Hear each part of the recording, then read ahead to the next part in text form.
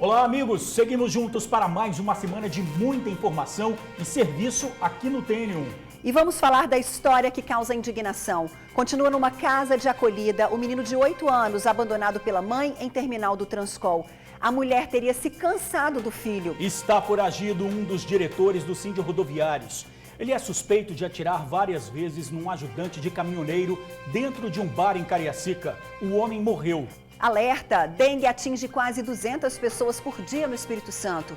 Moradores de bairros populosos são os que mais sofrem com a doença, que já matou 8 pessoas esse ano aqui no estado. A mãe estava tranquila em casa vendo futebol com o marido e a filha. Sentiu algo queimando na testa. Era uma bala perdida. O TN mostra o domingo que abriu a maior manifestação religiosa do Espírito Santo, a Festa da Penha. Mais de 4.000 fiéis visitaram o convento. E a padroeira do estado ganhou uma imagem gigante, inaugurada no fim de semana, que emocionou o público.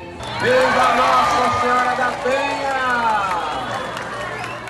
Quadro especial, vamos te ensinar a deixar a casa e roupas de cama sempre perfumadas.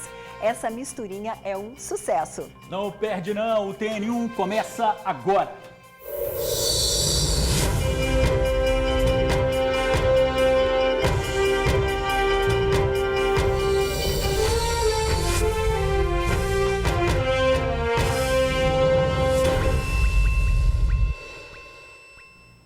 Oi pessoal, bom dia. Olá, bom dia. Um diretor do Sindicato dos Rodoviários é suspeito de atirar e matar rival. O crime foi num bar em Cariacica.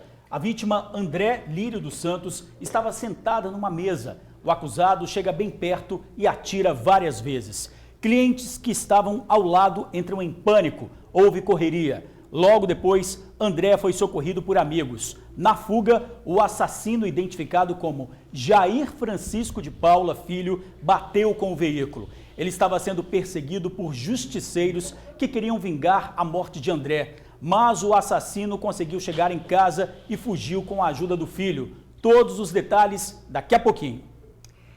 E olha pessoal, um cabo da PM reagiu e matou um ladrão durante um assalto em Cariacica. Olha só, foi nessa rua tranquila. O policial estava com 3 amigos embaixo da árvore tocando violão quando o assaltante chegou de moto e ameaçou atirar.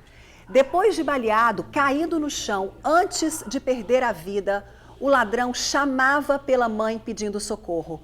Veja na reportagem. O crime aconteceu nesta rua, a de acesso aos bairros Bubu e Campo Verde, em Cariacica. As vítimas seriam moradores que estavam neste local. Eram um músico, 2 agentes penitenciários e um policial militar. Os 4 estavam se divertindo aqui quando o ladrão chegou ali na pista e, na maior cara de pau, fala para os 4 que é para eles nem se mexerem, presta atenção, e passarem o celular. Enquanto o agente tira o celular da cintura para entregar o bandido, o policial militar já reage, atirando várias vezes. O ladrão que está de moto tenta até correr, mas é baleado, acaba caindo no meio da pista, pedindo socorro. Ele se deu mal de ter abordado um policial e 2 agentes, ele não sabia, né? No momento que o um ia entregar, o policial reagiu ao assalto e atirou nele. E ele caiu no chão. Depois que ele estava no chão, ele só chamava a mãe dele. A dona de casa disse que o ladrão, ainda não identificado, chegou a ser socorrido com vida. Mas, de acordo com a polícia, ele não resistiu aos ferimentos e morreu dentro da ambulância a caminho do hospital. Chegou a ser socorrido, veio a ambulância, pegou ele, levou, saiu daqui com vida. A moto do ladrão foi levada para a Delegacia Regional de Cariacica, que agora funciona em Cobilândia provisoriamente. Ela tem placa de Serra, mas a numeração de identificação foi raspada. A situação no bairro Campo Verde, Bubu, segundo os moradores, está assim mesmo. Andar na rua ou ficar em frente à própria casa é estar vulnerável à violência. A gente não pode nem ficar na porta de casa mais, porque sempre vem motos e a gente sai correndo, então é insegurança total. Humilhação que não é algo específico de acontecer com as mulheres, não. Até os homens são vítimas. 3, 4 rapazes num carro, te para, te revista, te faz passar, bota a arma na sua cara, te xinga, faz atitude, te ameaça. Você tem que ficar o quê? Você tem que aceitar e vai perder. Infelizmente você não pode reagir, senão você é sujeito a tomar um tiro na cara de qualquer maneira. Você não pode fazer nada. Tá aí mais um jovem que fez a escolha pelo mundo do crime e acabou morto. Me chamou a atenção nessa história testemunhas contando que quando ele foi baleado e percebeu que estava morrendo, chamou pela mãe e pedia socorro a ela. Triste imaginar isso, né? Afinal, mãe nenhuma deseja um fim desse para o filho. O policial foi ouvido na delegacia e liberado. Ingrid, você lembra do caso da cantora que teve um problema no cabelo todo danificado depois de usar um produto natural? Como é que a gente esquece um episódio desse, né, George? Pois é, a Carla Naina, de 35 anos, foi a um médico dermatologista. E sabe o que ele disse? Orientou a cantora a cortar os fios, mas por enquanto ela prefere tentar tratamentos. Carla teve o cabelo danificado durante um processo de hidratação. Indignada, a cantora levou o caso à polícia e aguarda as investigações. Carla comprou um produto para hidratar o cabelo, mas os fios começaram a embolar e ficaram duros. Puxa vida, coitada, né? O produto é 100% à base de banana. Desesperada, a cantora disse que molhou o cabelo e passou mais creme para tentar desembaraçá-lo, mas a situação piorou. Ela acionou a polícia, que recolheu o produto para análise. A representante da marca também pediu que a cantora mandasse uma mecha de cabelo para ser analisada. Um trauma, né? E olha, pessoal, uma família passou por um susto logo cedo em Bela Vista, Cariacica. Um carro invadiu a casa, destruiu a garagem. O veículo da família entrou no quarto da dona da casa. A região na rodovia Leste-Oeste tem recebido muitas reclamações de moradores e motoristas que passam por lá desde que a rota foi inaugurada. Nossa equipe foi até a casa invadida pelo carro hoje cedo e mostra tudo para você daqui a pouquinho. É isso aí, que agora a gente fala do golpe nas redes sociais. Vale toda a sua atenção. Uma mulher foi presa acusada de vender produtos pela internet e não entregar nada. Não é isso, Luciano? Boa tarde, ele fala ao vivo. Exatamente, George, Ingrid, boa tarde a todos. Segundo as investigações, uma jovem universitária de 21 anos foi autuada por estelionato. Por quê? Porque ela botava, produtos à venda na internet, tênis, e boa parte das encomendas ela acabava não entregando. Ela teria feito vítimas em São Paulo, Rio de Janeiro e Rio Grande do Sul. Eu estou aqui com o Dr. Breno Andrade, titular da Delegacia de Repressão aos Crimes Cibernéticos, que vai dar mais detalhes para a gente a partir de agora. Então, Dr. Breno, como é que esse caso foi descoberto? Como é que ela agia?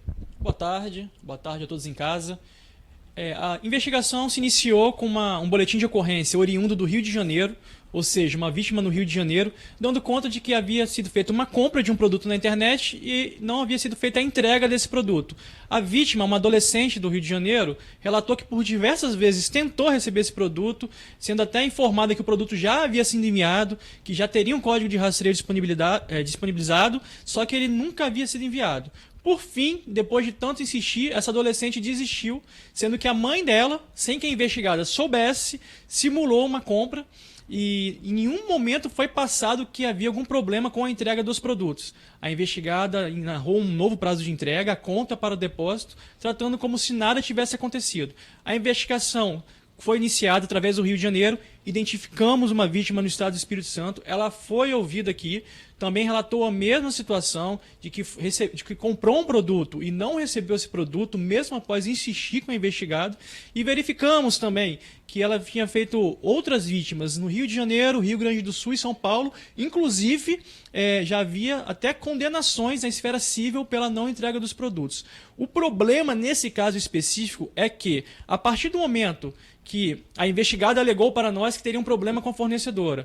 Isso até pode acontecer, não tem problema acontecer, mas ela deveria ter parado as vendas aí. E não foi o que se verificou. Ela continuou durante praticamente todo o ano de 2017 vendendo esses produtos. Então, o crime de estelionato se configura através disso, de enganar o ardil, a malícia. Porque, caso contrário, se eu soubesse que essa pessoa não poderia cumprir com a obrigação, obviamente eu não compraria um produto com ela. Agora, essa foi a desculpa que ela deu para a polícia por não entregar os produtos, né? Ela disse que o fornecedor não repassava para ela. Ela informou que o fornecedor não repassava, inclusive ela juntou prints de problemas com o fornecedor, inclusive ainda ela chamando o fornecedora de caloteira. Só que o mesmo fato que a fornecedora praticava com ela, a investigada também praticava com as vítimas. Então, assim, o problema, repito, foi a partir do momento que ela descobriu que não conseguiria cumprir com a obrigação, foi ter continuado a venda. E ela foi autuada por estelionato, né? O que acontece daqui em diante? Ela foi atuada pelo estelionato, o inquérito vai ser encaminhado ao Ministério Público para fins de oferecimento da denúncia. E aqui vale a lembrança, sempre bom frisar com o pessoal de casa, cuidado com compras na internet, que geralmente, às vezes o barato pode sair caro. Então a gente orienta, pesquise. Hoje uma simples pesquisa num site de busca de internet você consegue saber se aquela loja tem problemas com entrega, tem problemas com crime de estelionato. Então verifique para você não ser vítima, porque infelizmente a Delegacia de Crimes Cibernéticos recebe todos os dias aqui problemas de estelionatos relacionados a compras no ambiente virtual. Muito obrigado, doutor. Recado dado, dica dada, né? George Ingrid, amigo do TN. A gente acabou de falar com o doutor Breno Andrade. Ele é delegado titular da Delegacia de Repressão aos Crimes Cibernéticos. Volto com vocês. Obrigada, Luciano. Obrigada, doutor Breno. Mais uma vez aí fazendo um alerta importante, né? Pois é, compra na internet tem que ter uma dupla atenção para não cair numa armadilha. Exatamente. Agora um alerta para a situação perigosa, o avanço da dengue. Em média, quase 200 pessoas pegam dengue por dia aqui no estado. E olha só que dado preocupante, 8 mortes já foram registradas esse ano. No bairro mais populoso da capital, o lixo acumulado em parques e terrenos tem preocupado os moradores. De copo em copo, pratinho em pratinho, sacola em sacola, a reserva ambiental vai sendo transformada em lixão. Neste trecho do bairro Jardim Camburi, em Vitória, próximo ao Parque da Fazendinha, o lixo acumulado é ambiente perfeito para a proliferação do mosquito da dengue. E até hoje eu nunca vi ninguém da prefeitura sequer fazer uma varredura nessa fazendinha, tirar esses entulhos, esses lixos que estão provocando aí o mosquito da dengue, né? E já temos aí praticamente mais ou menos uns 15 moradores no condomínio com essa terrível doença. A região é muito frequentada por pessoas que fazem caminhada, alunos de autoescola e prestadores de serviço. A comunidade não tem dúvidas que uma parcela grande desse transtorno parte da própria população que joga o lixo na mata. As pessoas não têm consciência, né? Não conseguiram ainda entender que esse tipo de atitude causa risco para a própria população, né? Inclusive para eles mesmos, né? Que podem vir a contrair esse tipo de doença. Em todo o Espírito Santo, até agora, foram registrados mais de 20.800 casos de dengue. 8 pessoas já morreram por causa da doença no estado. Em Vitória, são mais de 1.300 casos. Somente neste condomínio aqui na região da Fazendinha, no último mês, 7 pessoas contraíram dengue. Eu estou aqui com o Anderson, que é o porteiro do prédio, e a Leidiane, que é zeladora. Os dois também foram vítimas da doença. Como é que foram os sintomas, Anderson? Foi ruim, né? Porque nós ficamos sem trabalhar, né? Sem fazer algumas atividades normais, né? A gente não deseja isso para ninguém, né? A dengue é um problema muito sério. Tá certo. Leidiane, vem cá. Você tá com um repelente, né? Sim, direto eu passo. Desde a hora que eu chego até de tarde, a hora que eu vou embora. Como é que foi para você ter que enfrentar a dengue? Muito ruim, muito péssimo mesmo. A gente fica cansado, corpo ruim, querendo deitar. Muito ruim mesmo. A comunidade pede à Prefeitura de Vitória que realize uma limpeza na região e que também notifique os donos de terrenos abandonados. Capinar esse espaço aqui, tirar, limpar, para evitar o que está aí, prédio com 8, 10, 15 pessoas com dengue. Conscientizar os moradores e conscientizar também os prestadores de serviço que vêm para cá prestar serviço, almoçam e jogam esse monte de lixo aí que está todo mundo vendo aí. Pois é, gente, primeiro cada um tem que fazer sua parte, né? A gente viu ali muito lixo e material que não deveria ser jogado em terrenos, na vegetação. A Prefeitura confirmou que os principais criadouros em Jardim Camburi estão em ralos, tanques, calhas e lajes. O bairro já recebeu o fumacê e inseticidas foram aplicadas. A Prefeitura disse ainda que faz ações de conscientização e visitas para eliminação dos focos. Pois é, dengue mata e é preciso ficar atento. Gente, olha só o flagrante de um assassinato. Um diretor do Síndico Rodoviários é suspeito de atirar num homem que estava sentado num bar. A vítima, identificada como André Lírio dos Santos, foi atingida por vários tiros. Pois é, amigos chegaram a fazer o socorro, mas André não resistiu e morreu. Tudo foi registrado pelas câmeras de segurança do bar. Na imagem é possível ver que o bar está cheio. André Lírio dos Santos, de 50 anos, está sentado em cima de uma mureta, no canto direito da tela. Por volta das 11h15 da manhã deste domingo, um homem chega armado e atira várias vezes na direção de André. A vítima corre, mesmo atingida 3 vezes pelos disparos. Segundo testemunhas, depois que o criminoso atirou na vítima, ele correu desesperado em direção à casa dele, que fica a poucos metros aqui do local do crime. Chegando lá, ele pegou o carro dele e fugiu em direção ao bairro Cangaíba. Quando chegou ali nas proximidades do bairro, o condutor do veículo perdeu a direção do automóvel e atingiu um outro carro que estava estacionado ali na rua e arrastou o veículo ainda por mais de 500 metros. Segundo o boletim de ocorrência, o filho do atirador socorreu o pai e os dois desapareceram da região. O crime aconteceu nesse bar, que fica no bairro Vale dos Reis, em Cariacica. O vídeo monitoramento mostra ainda a vítima sendo socorrida por populares. André foi levado para o PA de Alto Lage. Os tiros atingiram o peito dele. O ajudante de caminhoneiro não resistiu e morreu. Segundo a Polícia Civil, o autor do crime seria um dos diretores do Sindicato dos Rodoviários da Grande Vitória. O advogado da categoria esteve com o filho do diretor na Delegacia de Homicídios e Proteção à Pessoa, mas não quis gravar entrevista. Ninguém sabe onde está o atirador. O atirador foi identificado como Jair Francisco de Paula Filho, de 50 anos. Ele é motorista e um dos diretores do Sindicato dos Rodoviários e, de acordo com a Polícia Civil, continua foragido.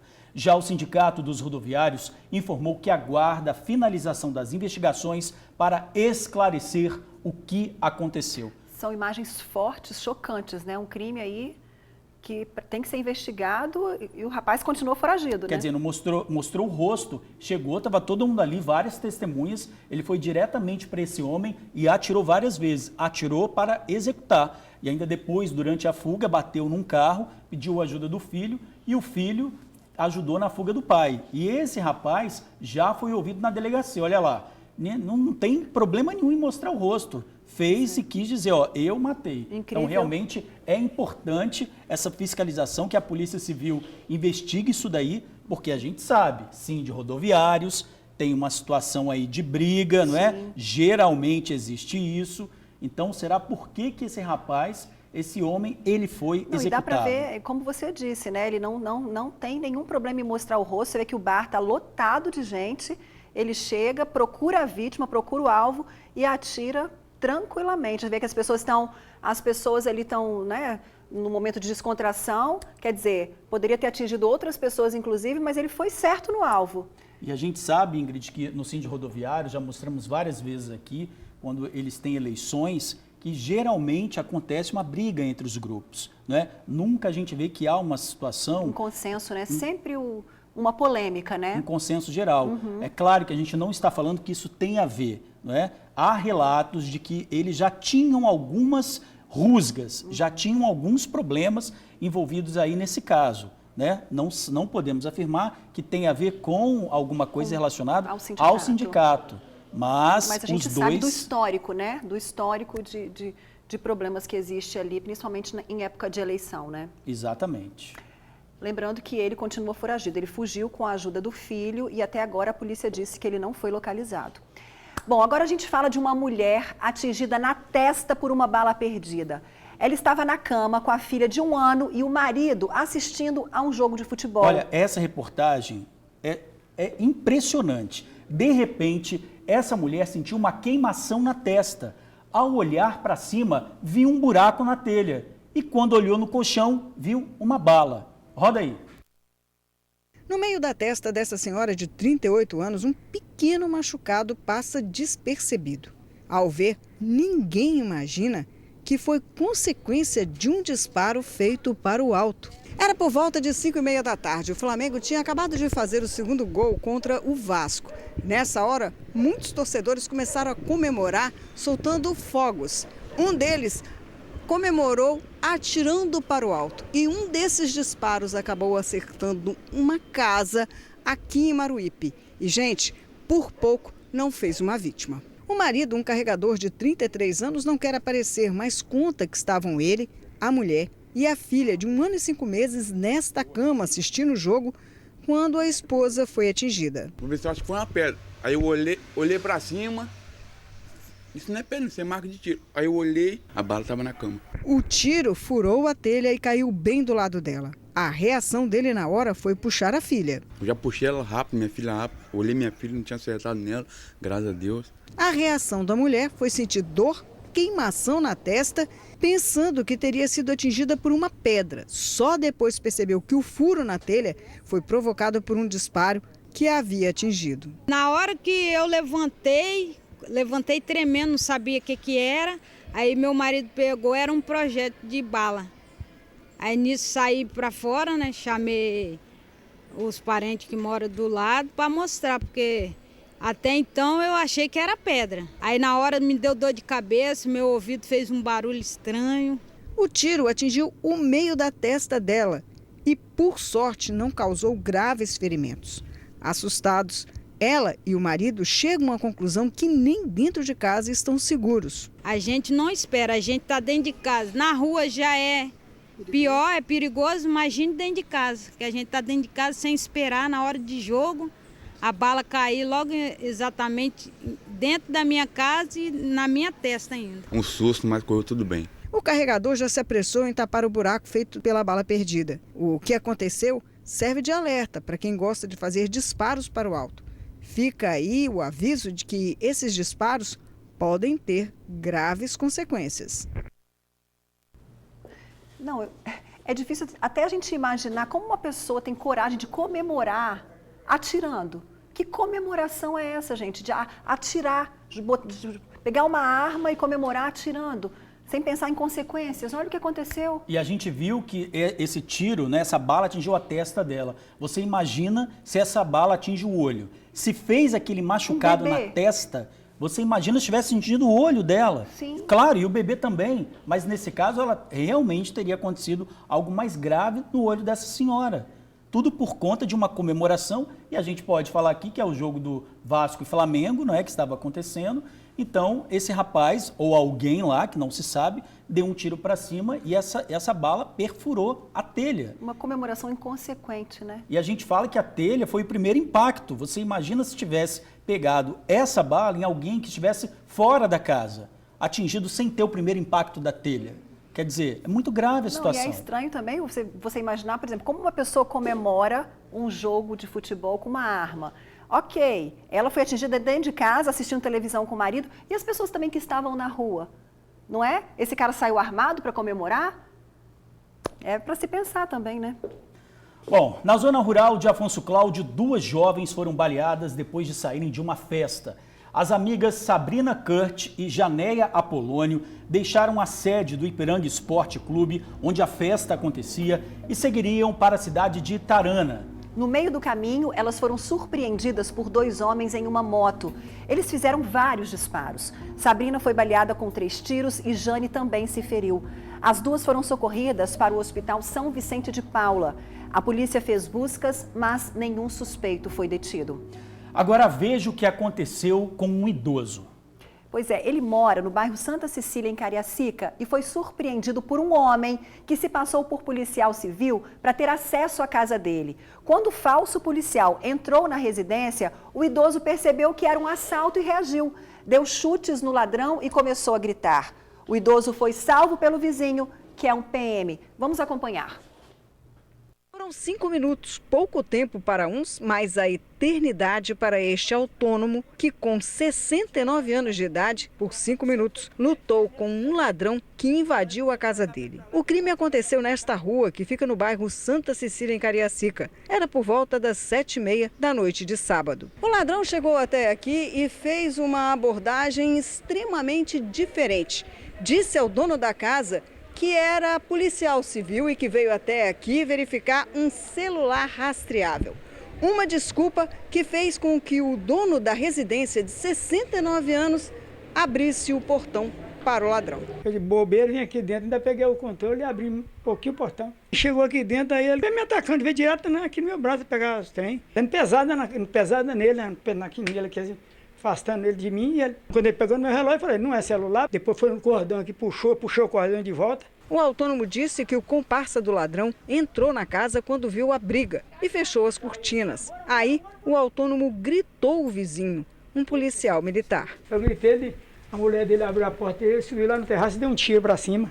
Encontramos uma cápsula .40 no portão da casa do autônomo, calibre da pistola usada por policiais militares. Apesar dos disparos, os ladrões conseguiram fugir e ainda sem efetuar qualquer disparo. Para o autônomo, ficou alerta para não cair em golpes como o que ele foi vítima. Acreditar em qualquer pessoa que se diz policial. Primeiro que para ser polícia tem que ter uma ordem judicial. Eu abri por uma bobeira. Primeiro vou abrir a janela aqui, vou olhar primeiro e vou perguntar ao cara o que é. Foi um livramento para esse idoso, né? Não dá mesmo para usar de boa fé, confiar e abrir as portas de casa assim.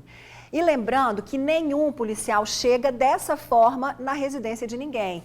E qualquer um pode pedir a identificação ou mandado de busca para autoridades. Nesse caso, foi sorte o bandido não estar armado para atirar e sorte também ter um vizinho PM que está atento. Pensa. Sorte dupla, né? Agora essa história. Em apenas uma semana, o Centro Cultural na Serra foi alvo de criminosos 2 vezes. É o único teatro do município. Os bandidos levaram até comida, um prejuízo que ultrapassa R$12 mil. Isso sem contar o prejuízo social. É que cerca de 300 crianças e adolescentes fazem aulas e oficinas no local. Sem os equipamentos levados pelos bandidos, muitas atividades tiveram que ser suspensas. A aula de balé das crianças hoje foi sem música. É ruim, né? Na verdade, eu vi pelo Instagram do Elisiário e aí eu fiquei bem chateada porque eu sei como o Antônio luta, né, para manter esse lugar. Para todo mundo, ainda era difícil acreditar que o Centro Cultural foi invadido por criminosos mais uma vez. Muito tenso, isso é inacreditável, não tem nem o que dizer. Sim, 2 vezes em uma semana. Da primeira, eles entraram pelo portão lateral, forçado como mostra a foto. Levaram televisão, caixas de som, datashow, notebook, impressora e ainda fizeram um lanchinho antes de ir embora. Antônio, idealizador do centro, deixou recados em uma das portas, dizendo que o espaço também era aberto a eles. Não adiantou. A intenção, sem nenhum caráter piegas, né, é mostrar para essas pessoas, né, que elas são sim bem-vindas aqui, que elas podem sim entrar, ocupar o Elisiário, mas que seja de portas abertas, conversando com as outras pessoas, sabe? Os equipamentos, os livros, caixas de som que estão aqui são para uso coletivo, né? De uso público para todo mundo. Após a primeira invasão, familiares e amigos do proprietário do Centro Cultural decidiram fazer doações de eletrodomésticos, alimentos e bebidas para que ele pudesse fazer um evento e arrecadar fundos. O problema é que 2 dias antes do evento acontecer, a casa foi invadida mais uma vez. O prejuízo estimado das 2 invasões é de R$12 mil. Levar nosso estoque de comida, né? Tanto na primeira, eles comeram na primeira vez, fizeram, né, lancharam, tal, ficaram mais de 1h30 aqui, né, pelas câmeras. E na segunda vez também, né, nosso estoque de lasanha, panqueca, tal, coisa que a gente ofertava para venda, né? Isso nos chama muita atenção, sim, né? Para pensar, enfim, o que se rouba, como que se faz essas coisas, né? Porque é o ponto de roubar comida, é um ponto da gente se pensar, né? Quais as motivações, o que tá acontecendo com nós mesmos, sabe? Mesmo sem apoio de órgãos públicos, o centro atende a cerca de 300 crianças e adolescentes em oficinas diversas. O dinheiro que mantém o espaço sai do bolso de quem acredita em uma realidade bem diferente da vivenciada nos últimos dias. Serra é marcada pela violência há muito tempo, né? Ela não é de hoje que ela configura uma das cidades mais violentas, né? A gente não aposta a violência como espetáculo. A gente quer que o espetáculo, a gente gostaria, né, que o espetáculo fosse outras coisas, espetáculo de dança, teatro. E é por isso que a gente, mesmo sem apoio de prefeitura ou governo de estado ou governo federal, né, a gente vem tocando para que esse cenário, né, não só de São Diogo, Novo Horizonte, Jardim de Limoeiro, toda essa região da Serra possa ser mudado, ainda que seja o menor possível, assim, para a gente vai ser muita coisa. Olha, a PM diz que tem policiamento na região 24 horas. Já a Polícia Civil confirmou que ninguém foi preso e que quem tiver informações deve ligar para 181. Ô Ingrid, uma covardia aí, né? Roubar um local que vive de doações, promove ações sociais para crianças e adolescentes. É uma situação completamente absurda isso. Lamentável. Então, para ajudar o Centro Cultural, anotem o telefone 3065-2820. 3065-2820, um local que ajudava aí em projetos sociais de adolescentes e crianças, principalmente em situações de risco. Olha, agora a gente vai falar de mais um caso absurdo. É o da mãe que abandonou um dos filhos no terminal do Transcol. Luciano Rossetti tem as informações. Voltamos com você, Luciano.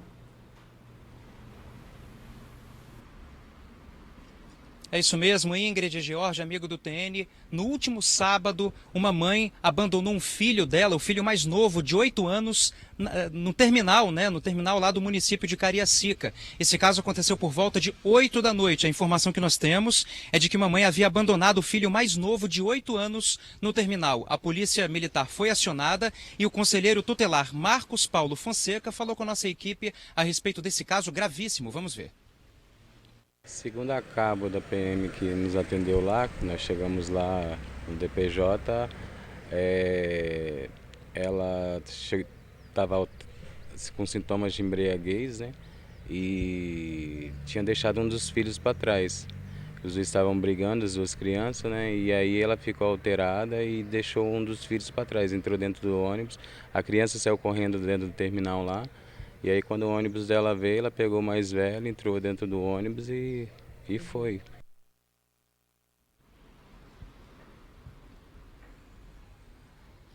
Pois é, que coisa, né? Olha só, a mulher foi levada para a delegacia, foi autuada por abandono de incapaz, continua presa. A criança está em um abrigo em Cariacica, sob os cuidados da Vara da Infância e Juventude. Ingrid e George.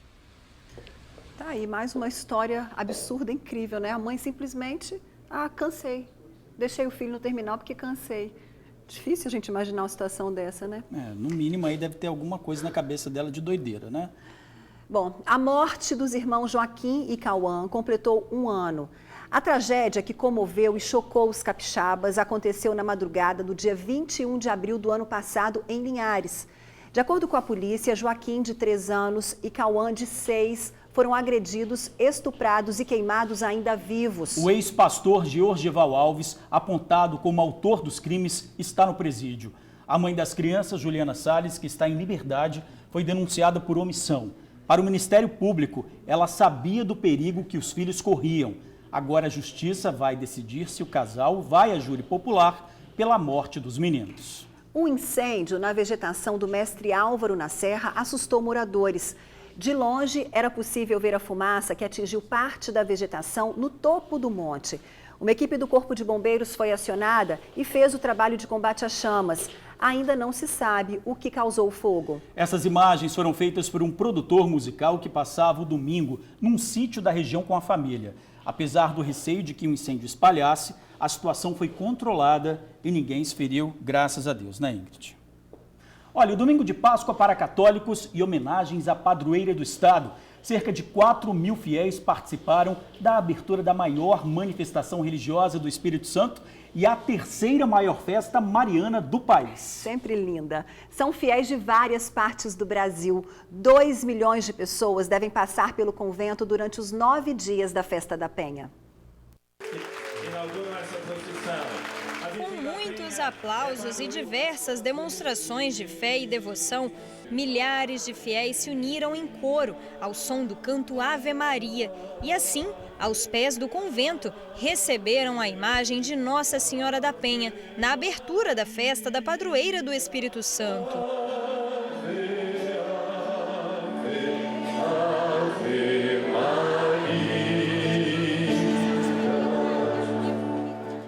E no meio de tantos devotos, Dona Zilma não tirava os olhos do terço gigante, símbolo da festividade, erguido todos os anos por voluntários. Agradecendo a Deus por eles que colocaram a mão, me arrepiando. Só as mulheres. Por eles que colocaram a mão, cada uma mão que teve ali naquele terço, né? Os voluntários, a força de vontade, o carinho, o amor. É muito emocionante. Povo de Deus.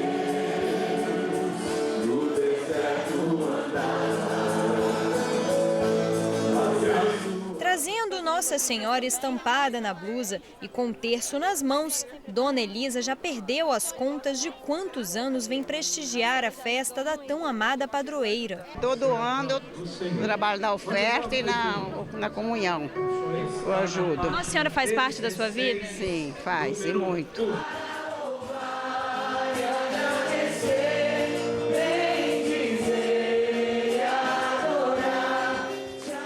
A Festa da Penha é a maior manifestação religiosa do Espírito Santo e a terceira maior festa mariana do Brasil. Este ano, a Festa da Penha vai além da tradição e os fiéis também poderão aproveitar uma vasta programação cultural. A Festa da Penha é a festa da alegria, de Nossa Senhora das Alegrias.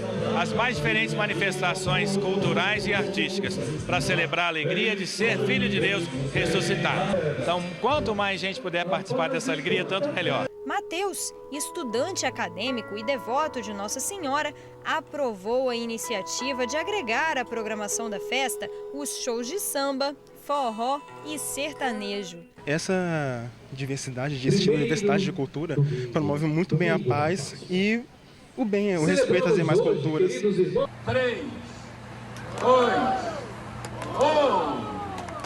Viva Nossa Senhora da Penha! E em Vitória, na capital, também teve homenagem ao início da festa da padroeira. Uma imagem gigante de Nossa Senhora da Penha foi inaugurada no último sábado. Fiéis assistiram ansiosos o acender das mais de 100 mil microlâmpadas que formam a santa.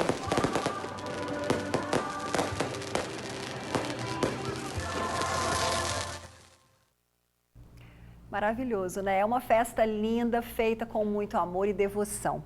A tradicional Romaria dos Homens acontece no próximo sábado, dia 27, com missa às 6 da noite na Catedral de Vitória. Logo depois, os fiéis seguem em procissão para o Convento da Penha. São momentos de muita emoção. A programação completa está no site conventodapenha.org.br. Ô Ingrid, nós recebemos uma informação agora há pouco que o pai de um aluno de uma escola lá em Aracruz, MF em Coqueiral, ligou para a gente desesperado, falando que um aluno levou uma faca dentro da mochila para a escola e começou a fazer ameaças para outros alunos. Inclusive, afirmou que mataria o filho dele, por isso o desespero. Ele ligou para a gente desesperado, falando, olha, um aluno entrou armado com uma faca, mostrou para todo mundo essa faca e disse que ia matar meu filho. E os alunos se desesperaram, esse menino tem 10 anos de idade, todo mundo entrou em desespero porque realmente a professora confirmou, porque ele mostrou a faca para todo mundo. Isso foi confirmado inclusive para a nossa produção. Aí imediatamente a escola entrou em contato com o Conselho Tutelar, que também já entrou nesse caso também, para chamar o pai desse menino que levou a faca para a escola. Quer dizer, uma situação gravíssima, todo mundo ali em pânico nessa escola de Aracruz. E a gente está esperando uma resposta também, né? Pois é, então fica aí essa informação do pai que ligou para a gente. Isso aconteceu na MF em Coqueiral, em Aracruz. Esse estudante que levou essa faca e ameaçou o outro aluno, que é filho desse pai que ligou aqui para a gente. Pelo que o pai disse, ele só não conseguiu atingir esse filho, esse garoto, né? Porque houve a intervenção ali dos professores e dos próprios alunos impedindo esse ataque. Quer dizer, gravíssimo. A gente tem mostrado aqui, a diretora chamou o conselho, a gente já falou aqui, e a gente tem mostrado tantos casos, né, de intolerância, de violência dentro das escolas. Quer dizer, isso tem que ter um fim, né, George? Tem que ter um fim, tem que trabalhar isso daí para acabar. E vem de um histórico complicado, o Brasil, né? Já vem de histórico complicado e aqui também, há 2 semanas aconteceu isso numa escola ali de Cariacica, ameaças por telefone, ameaças por mensagens. Então tem que trabalhar isso daí, os especialistas devem trabalhar para evitar que isso aconteça. Olha que tristeza, o que leva um garoto de 10 anos a ameaçar um coleguinha? 10 anos, uma criança, né? Bom, já um baita susto em Cariacica. A família foi surpreendida por um carro dentro de casa. Esse caso foi na Leste-Oeste, marcada por muitas reclamações de motoristas e moradores. Duplamente vitorioso. Depois de sobreviver ao incêndio no alojamento do Flamengo, o capixaba Jonathan Ventura comemorou a vitória do time pelo Campeonato Carioca. E ainda hoje o TN1 te ensina a fazer uma misturinha simples e barata que deixa casa e roupas de cama perfumadas. Ou seja, dica de ouro. Alô, comunidade da Ilha de Santa Maria e Monte Belo. Tem mais notícia para vocês. Fique ligado que o Tribuna Notícia volta já.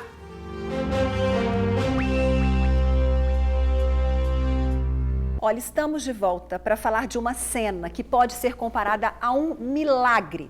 Por pouco, a dona dessa casa não perdeu a vida enquanto dormia. É que o quarto dela foi invadido por esse carro. A parede foi parar em cima da dona de casa, que acordou assustada. O veículo teria perdido o freio em uma ladeira. Acompanhe a reportagem.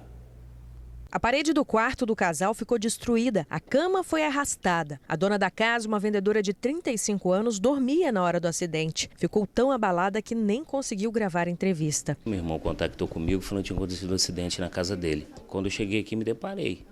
Um carro, portão quebrado, o carro dele entrou dentro da casa, a esposa estava dormindo e tomou aquele susto, e o susto foi ouvido por várias pessoas aqui na região. As câmeras de segurança da casa flagraram o acidente. Veja quando o carro desce a ladeira desgovernado. Agora de outro ângulo, o impacto do veículo contra o portão e o carro. Minutos antes do acidente, o dono da casa passou pela varanda algumas vezes. Pior que isso, por sorte, o filho do casal de apenas 2 anos estava na escola. É que apesar do estado do berço, não era aqui que ele dormia na cama, exatamente ao lado da mãe.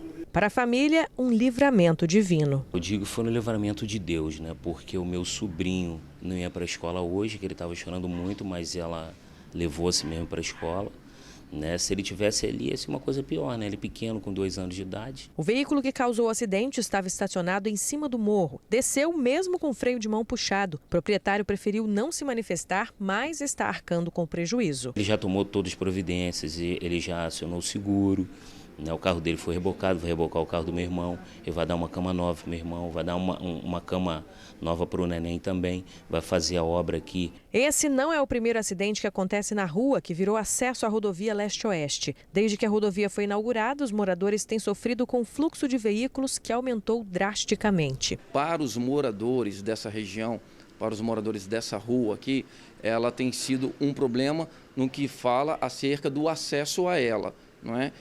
Porque o fluxo de carros aumentou muito em ruas que não tiveram preparo. Então, o secretário chegou, vinha aqui, mostrando uma situação preocupante, mesmo porque já houve acidente até com óbito aqui nessa rua e acidente com idosos aqui também. Então, assim, o fluxo de carro que a Leste-Oeste tem trazido para cá, em si, tem preocupado muito os moradores e tem causado o que temos visto. Olha, essa rodovia está dando tanto problema, situações incompletas, obras em torno dessa rodovia que não foram finalizadas. No sábado a gente mostrou isso, numa avenida que parecia um beco. E na verdade foi criada tanta expectativa ali para facilitar a vida de todo mundo naquela região, motorista que vai de Vila Velha para Cariacica, quer dizer, e o que a gente tem mostrado infelizmente são muitos transtornos. Essa senhora teve um livramento, olha só, gente. Parece que a situação só piora. Nossa, um livramento ela teve, estava dormindo e aí o carro invade, imagina, no quarto, chegou ao quarto dela o carro. Bom, o DR disse que a via não é de competência do órgão. Já a Prefeitura de Cariacica informou que a comunidade entrou em contato e fez sugestões sobre a mobilidade na região. Foram feitos estudos técnicos e implantadas mudanças desejadas pelos próprios moradores, como a transformação da via em mão dupla. O local também foi sinalizado. Olha, na Praia do Suá, em Vitória, uma cafeteria foi arrombada pela 4ª vez. De madrugada, o criminoso quebrou a porta e acabou flagrado pelo segurança de um prédio. Antes de arrombar a cafeteria, ele furtou uma bicicleta de aplicativo e rodou pela região à procura de um alvo. O ladrão acabou detido, mas deixou para trás um prejuízo de R$ 1.500. O dono da cafeteria, já arrombada outras vezes, disse que o rapaz tem várias passagens pela polícia e nem acredita mais que ele vai ficar preso. O comerciante vai contratar um segurança para tomar conta do local até que uma nova porta seja instalada.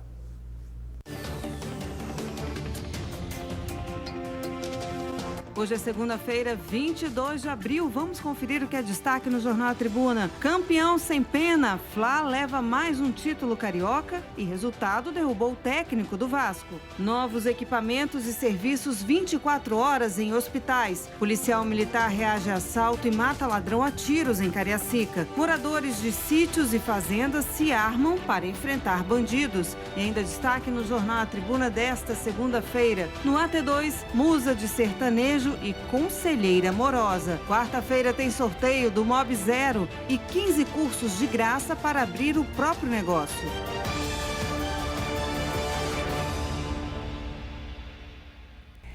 O capixaba Jonathan Ventura, um dos sobreviventes da tragédia no alojamento do Flamengo, comemorou ontem a vitória do time pelo Campeonato Carioca. Ainda em recuperação, Jonathan acompanhou com euforia a partida entre o time rubro-negro e o Vasco. A vitória por 2-0 emocionou o capixaba, que prometeu que ainda vai dar muita alegria nos gramados. O jogador foi uma das vítimas do incêndio no centro de treinamento do Flamengo em fevereiro. 10 atletas morreram no local. Jonathan ainda tem ferimentos por causa das queimaduras e não sabe quando volta a treinar. O TN1 volta bem rapidinho para deixar a sua casa com cheiro de casa limpa e as roupas de cama perfumadas e macias. Essa misturinha é um sucesso, amigos. Não perde não, a gente já volta. Oi, amigos, o TN volta já!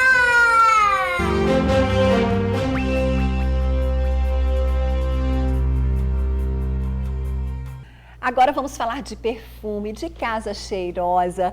Quem não gosta de chegar em casa e sentir aquele cheirinho bom, né? Olha, no quadro Coisas de Casa de hoje, Yosadara Cunha ensina uma maneira fácil e barata de deixar um ambiente perfumado.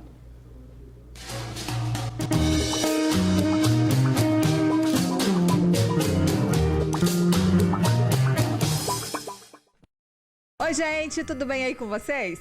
Olha só, diz pra mim quem é que não gosta de uma casinha cheirosa, aconchegante. Eu amo, eu confesso. Mas pensa bem, lá no mercado tem muitas opções, mas aqueles aromas acabam pesando no orçamento no fim das contas, né? Pois é, mas hoje você vai aprender a fazer uma misturinha usando apenas o que você tem aí, dentro da sua casa. E fica, gente, eu garanto, uma delícia. Então, acompanha aí.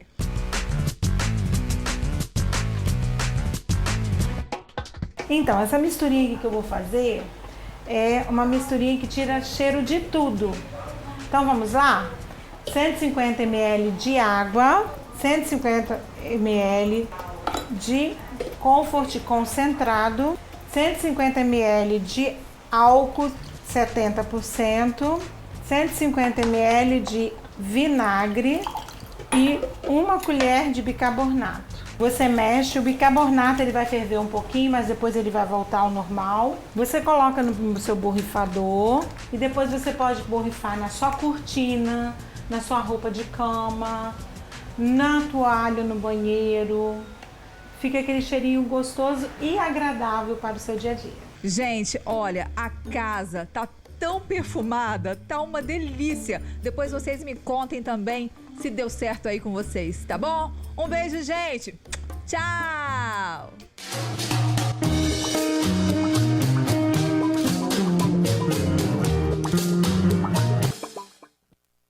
Eu tenho certeza que você que adora uma casa cheirosa, você anotou essa dica, né? Tá se achando Yosadara, né, dando essas dicas. E é importante lembrar que é o vinagre de álcool. Pelo amor de Deus, não vai comprar vinagre de maçã, de alho, não. É vinagre de álcool. Depende, se você quiser deixar sua casa meio com cheiro de vinho, você pode comprar vinagre. Não, mas a finalidade dessa dica não é essa. E olha só, eu vou além, vou dar mais uma dica. Você sabe quem foge de passar roupa, gente? Quem é que gosta de passar roupa? Então, quem foge pode pegar essa misturinha, joga, borrifa assim na roupa de cama e passa a mão para dar aquela alisadinha, sabe, George, tá aprendendo? Não, traz aí uma para passar aqui na sua saia, aqui do lado. E não precisa pegar o ferro, entendeu? Então, assim, ou seja, a misturinha para deixar a casa super perfumada e pra gente fugir do ferro de passar a roupa também, que ninguém merece. E não tem que comprar aqui, lá do supermercado são caros pra caramba. Não é? Então tá bom. E a gente fica por aqui. Obrigada pelo carinho, pela audiência. Uma ótima tarde para você e até amanhã. Obrigado por assistir ao jornal, pela companhia de sempre. Estamos apenas começando a semana e agora você fica com Débora Moraes no Ronda Geral. Até amanhã.